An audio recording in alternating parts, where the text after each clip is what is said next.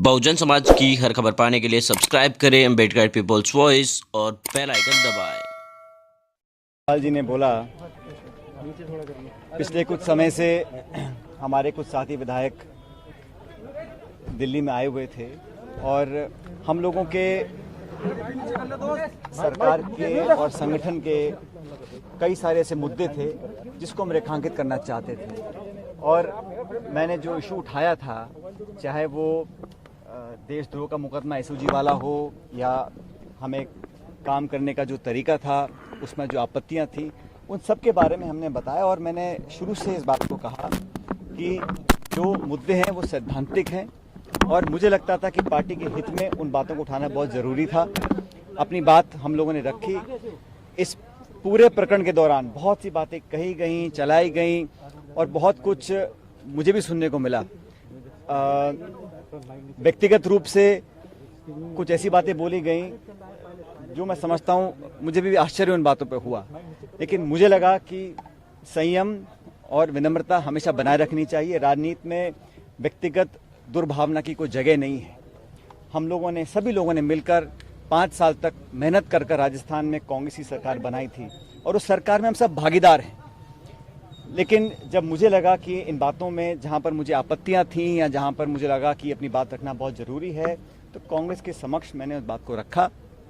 मुझे खुशी है कि कांग्रेस अध्यक्षा ने, पूर्व अध्यक्ष राहुल गांधी जी ने, प्रियंका जी ने, हम सब ने विस्तार से आज चर्चा करी और हमारे जो साथी विधायक हैं उन सब की बातों को, उन सब के कंसर्न्स को हमने प्लेटफॉर्म पर रखा है और मुझे आश्वासित भी किया गया है। मैं धन्यवाद देता हूं इस बात का कि ये 3 सदस्यीय कमेटी बनकर बहुत जल्द उन तमाम मुद्दों का निराकरण करेंगे जो मुद्दे हम लोगों ने उठाए हैं। मैं फिर कहना चाहता हूं, सैद्धांतिक मुद्दे थे, गवर्नेंस के इश्यूज से जो मैं चाहता था एड्रेस हों, ताकि पार्टी और सरकार उन वादों पर खरा उतर सके जिन वादों को कर हम सत्ता में आए थे। और पार्टी पद देती है, पार्टी पद ले भी सकती है। मुझे पद की बहुत लालसा नहीं है, लेकिन मैं चाहता था जो मान सम्मान स्वाभिमान की बात हम लोगों ने करी थी वो बनी रहे।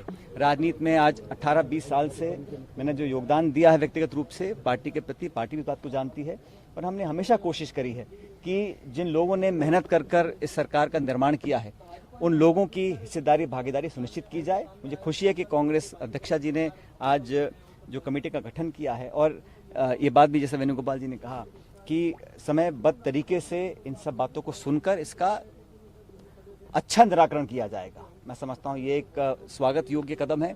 इसके लिए मैं कांग्रेस अध्यक्ष का धन्यवाद देना चाहता हूं। जो आपके साथियों ने आपके बारे में बातें कही, जो व्यक्तिगत हमले किए और जो ये कहा कि बीजेपी के हाथों खेल रहे हैं आप, देखिए मैं ऐसा है, आज से 1.5 साल पहले जब हम चुनाव जीतकर आए थे उस समय हमने कांग्रेस अध्यक्ष को ये निर्णय दिया था देने के लिए कि कांग्रेस का मुख्यमंत्री कौन बनेगा। उस समय अशोक गहलोत जी को मुख्यमंत्री बनाया गया और मुझे उप मुख्यमंत्री बनने की जिम्मेदारी दी गई थी और हमने लगातार काम किया। और मुझे लगा कि इन 1.5 साल में जो मेरा अनुभव रहा वो मैं कांग्रेस तक, कांग्रेस का आलाकमान तक लेकर जाऊँ। और मैंने सारी बातें कही हैं, वो आज मैं इस प्रेस या मीडिया के माध्यम से बोलना नहीं चाहता हूँ, लेकिन वो सारी बातें मैंने बताई हैं और मुझे लगता है कि समस्या का समाधान होगा, क्योंकि जो सरकार ने और पार्टी ने वादे किए हैं वो निभाने बहुत ज़रूरी हैं।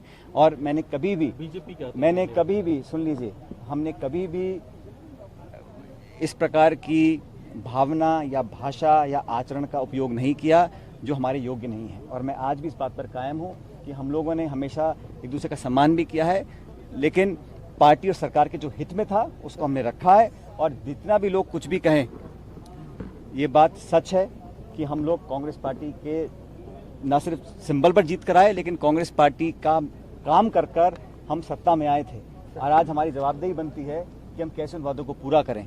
इसलिए मेरा आज ये जो आज हम लोगों ने अपनी बात रखी, सभी विधायकों ने रखी, हम सब मिलकर यहाँ पर आए थे। मैं धन्यवाद देना चाहता हूँ सभी विधायकों का कि इन्होंने बड़े एक खुले माहौल में बेबाकी से अपनी बात को रखा, उसका संज्ञान भी पार्टी ने लिया है। और मैं धन्यवाद देना चाहता हूँ प्रियंका जी का, जिन्होंने समय निकालकर आज हम सबसे बात करी, अलग अलग सब बातों को सुना और मुझे लगता है कि बहुत जल्द समस्या का समाधान।